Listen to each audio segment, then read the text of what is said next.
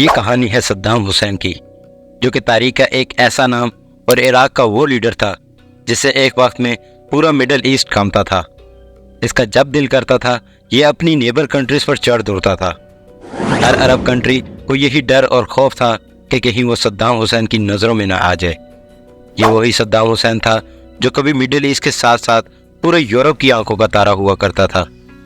یہ اتنا نہ ڈر تھا کہ صرف ایک ماں کی فریاد پر اس نے پوری رات اسرائیل پر راکٹ فائر کیے، جس کے زندہ ہوتے اس کے اپنے لوگ اس کو سخت ناپسند کرتے تھے، مگر پھر اس کے جانے کے بعد لوگ آج بھی اس کو یاد کر کے اپنے کیے پر شرمندہ ہو جاتے ہیں۔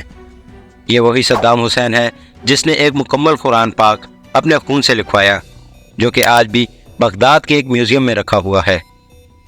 مگر پھر ایسا کیا ہوا کہ صرف کچھ ہی سالوں میں انہی سب دوست ملکوں نے مل کر ایک ساتھ عراق پر حملہ کر دیا۔ ہیلو فرینڈز، میرا نام ہے خرم، اور بات کریں اگر صدام حسین کی ارلی لائف کی تو صدام حسین 28 اپریل 1937 کو ناردرن عراق میں تکرت کے ایک چھوٹے سے گاؤں الاجوا میں حسین عبد التکرتی اور صبا طلفہ المسلط کے گھر پیدا ہوا۔ وہ ایک مڈل کلاس سنی عرب فیملی سے تعلق رکھتا تھا۔ بچپن میں ہی اس کے باپ اور بڑے بھائی کی گلے کے کینسر کی وجہ سے ڈیتھ ہونے کے بعد صدام حسین کے گھر کے حالات خراب ہو گئے، جس کے چلتے صدام کی ماں نے پریگننٹ ہونے کے باوجود بھی خودکشی کی کوشش کی۔ بروقت ایڈ نے اس کی ماں کی جان تو بچا لی، مگر حالات دن بہ دن خراب ہوتے جا رہے تھے۔ صدام کی برتھ کے بعد اس کی ماں کے پاس زندگی گزارنے کا کوئی راستہ نہیں تھا، جس کی وجہ سے صدام کے ایک انکل صدام کو اپنے ساتھ لے گئے۔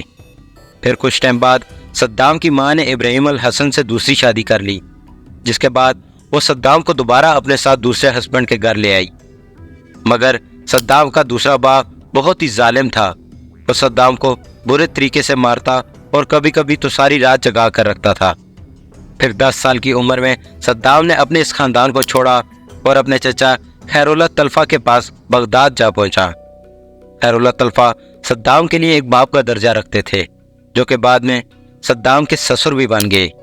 ان کے انڈر ہی صدام نے بغداد کے ایک نیشنلسٹ اسکول سے اپنی ایجوکیشن حاصل کی، اور سیکنڈری ایجوکیشن کے بعد 3 سال کے لیے صدام نے عراقی اسکول سے لا کی اسٹڈیز کی، جو کہ وہ پولیٹیکل پارٹیز جوائن کرنے کی وجہ سے پوری نہ کر سکا، اور اپنی ایجوکیشن کو آدھے میں چھوڑ کر سال 1957 میں 20 سال کی عمر میں صدام نے ایک ریولوشنری پارٹی باتھ پارٹی کو جوائن کر لیا، جس کے سپورٹر اس کے چچا یعنی خیراللہ طلفہ بھی تھے۔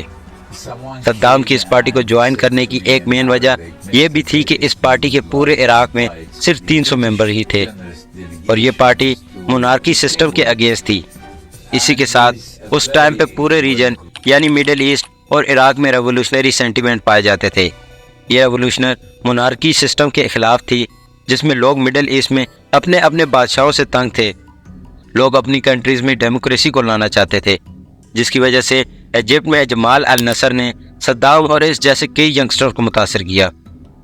دوستو، جمال النصر وہ شخص تھے جنہوں نے اپنی پیک پر 50s اور 60s کے ڈیکیڈ میں عراق، لیبیا اور ایجپٹ میں مونارکی سسٹم کو ختم کرنے کے ساتھ ساتھ ایک ریولوشنری ویو کی پریڈکشن کی تھی۔ نصر نے 1950 میں سوئس کرائسس کے دوران برٹش اور فرینچ سے لڑ کر اور مڈل ایسٹ کو یونائٹ کر کے بہت سے لوگوں کو متاثر کیا۔ ادھر 60s کے آخر تک صدام ریولوشنری کمانڈ کونسل کے وائس چیئرمین حاصل کرنے میں کامیاب ہو گیا، جس کے بعد صدام نے اپنی ریپوٹیشن ایک پروگریسو اور افیکٹو پولیٹیشین کے طور پہ بنانا شروع کر دی۔ 32 کے پاور کے آنے کے بعد ہی صدام نے عراق کو درپیش مسائل پر غور کرنا شروع کر دیا، جنہوں نے عراق کو سوشل طور پر توڑ کر رکھا ہوا تھا، جن میں ایتھنک، ریلیجنک، اکنامک، شیعہ سنی، عرب کرد اور فنکشنلزم شامل تھی۔ اب صدام ان سب کو ختم کرنا چاہتا تھا، مگر دوسری جانب ایران میں ریولوشن کے چلتے محمد رضا پہلوی کو گرا کر خامنی کی حکومت آتے ہی عرب واٹر کی وجہ سے پہلے 10 ماہ میں ہی ایران اور عراق میں کچھ چھوٹی موٹی لڑائیاں بھی ہو جاتی ہیں۔ حالانکہ صدام ہمیشہ اوپنلی یہی کہتا رہا کہ عراق ایران سے کسی قسم کی بھی کوئی کنفلکٹ نہیں چاہتا، مگر پھر دن آتا ہے 22 ستمبر 1980 کا۔ عراق نے ویسٹرن ایران پر حملہ کر دیا۔ یہ حملہ بہت ہی شدت کے ساتھ کیا گیا۔ ایران کے 25,900 स्क्वायर किलोमीटर के एरिया पर कब्जा कर लिया गया, जिसमें ईरान के एयरपोर्ट्स, एक प्रोविंस खोरिस्तान भी शामिल था, जिसे बाद में इराक का हिस्सा बना दिया गया। इस जंग को सद्दाम ने शुरू तो कर दिया, और शुरू में ये जंग इराक की फेवर में जा रही थी, क्योंकि यूरोप समेत अरब कंट्रीज ईरान में रेवोल्यूशन से खुश नहीं थे, जिसके चलते ये सब कंट्रीज इराक के साथ थे, जबकि कुवैत और सऊदी अरब ने इराक को बाहरी फंडिंग करना शुरू कर दी। अब इराक पूरी तरीके से यूरोप और अरब बैक था। शुरू में यह जंग कुछ अरसे के लिए शुरू की गई थी, मगर ईरान की तरफ से अच्छे खासे रिस्पांस की वजह से सद्दाम काफ़ी हद तक समझ चुका था कि ये जंग इतनी आसान नहीं। मगर इस जंग का कोई रिजल्ट नहीं निकल सका। फिर यूएनओ की इंटरवेंशन के बाद आखिरकार इस जंग को ख़त्म किया गया। इस जंग को 8 साल लगे अपनी एंडिंग पॉइंट तक आते आते। ईरान ने इंटरनेशनल कम्युनिटी पर दबाव डाला कि वो इराक से इसकी नुकसान की कंपनसेशन करवाए। बिलहार आखिरकार ये जंग ख़त्म हो ही गई। इराक इस जंग के बाद कर्ज की दलदल में डूब चुका था, जबकि अरब कंट्रीज इराक पर अपने लोन की वजह से जोर डालने लगी, जिनमें इराक ने कुवैत और सऊदी अरब का कोई तकरीबन $37 बिलियन का कर्ज देना था।